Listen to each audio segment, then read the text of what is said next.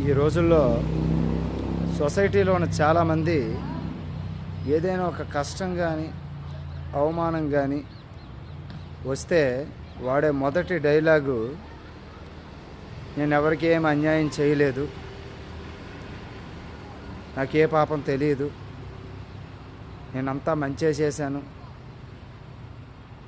ఇలాంటి సోదంతా మాట్లాడుతూ ఉంటారు.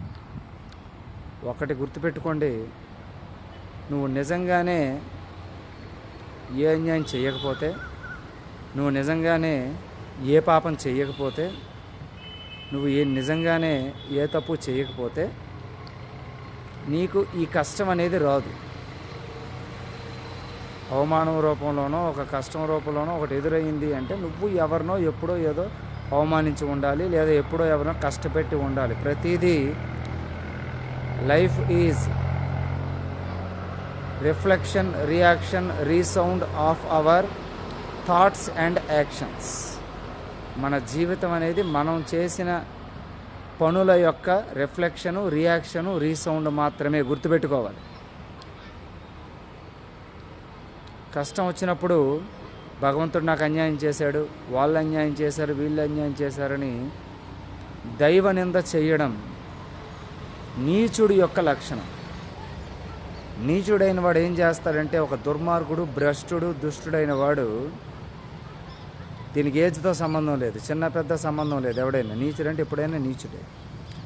ఒక నీచుడి యొక్క క్వాలిటీ ఎలా ఉంటుంది అంటే, ఒక తప్పుడు పని లేదా తప్పుడు మాట ఏదైనా ఆ తప్పుడు పని చేసేటప్పుడు చాలా ఆనందంగా, చాలా ఎంజాయ్మెంట్గా చేస్తాడు. దాని ఫలితాన్ని అనుభవించవలసి వచ్చేసరికి మాత్రం ఏడుస్తూ, నేను చాలా ధర్మాత్ముడిని, నేనే తప్పు చేయలేదు, భగవంతుడు నాకు అన్యాయం చేశాడు, వాళ్ళు ఎలాగా వీళ్ళు ఎలాగా అని నెపాన్ని పక్కోల మీదకి నెట్టే ప్రయత్నాన్ని చేస్తాడు. ఫస్ట్ అది మానుకోండి. అందరి ముందు చెప్పడానికి సిగ్గైతే నీ ఇంట్లో పూజ గదిలో కూర్చొని భగవంతుడి ముందు ఏకాంతంగా కూర్చొని ఏడు, నేను తప్పు చేశాను, నన్ను శిక్షించగా నా శిక్షను తట్టుకునే శక్తి నువ్వు, ఇక నుంచి తప్పులు నా చేత చేయించకు అని మనస్ఫూర్తిగా కన్నీళ్ళు గారిస్తే భగవంతుడు కొంతవరకు క్షమించి నేను సరైన దారిలో పెట్టి జీవితాన్ని సరైన మార్గంలో సరిదిద్దుతాడు.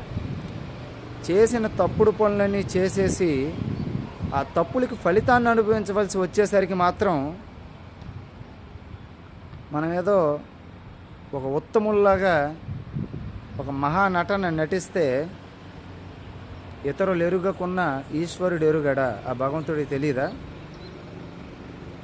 ఇలాంటి ఈ దొంగ భక్తి, ఈ దొంగ క్యారెక్టరు, ఈ దొంగ యాటిట్యూడు ఇవి మానుకొని, సిన్సియారిటీ అంటే ఏదో 100 కోట్లు దానం చేసేయడం కాదు. సిన్సియారిటీ అంటే మనసులో ఆలోచన, చెప్పే మాట, చేసే పని ఒకటిగా ఉండడం. ఇది సిన్సియారిటీ, ఒక గుడ్ క్యారెక్టర్ ఉన్న పర్సన్ యొక్క క్వాలిటీ. మనసులో ఆలోచన ఒకటి, చెప్పే మాట ఇంకోటి, చేసే పని ఇంకోటి. ఇది ఒక వరస్ట్ ఫెలో యొక్క క్యారెక్టర్. ఇది గుర్తుపెట్టుకోండి. జై శ్రీరామ్, జై హనుమాన్.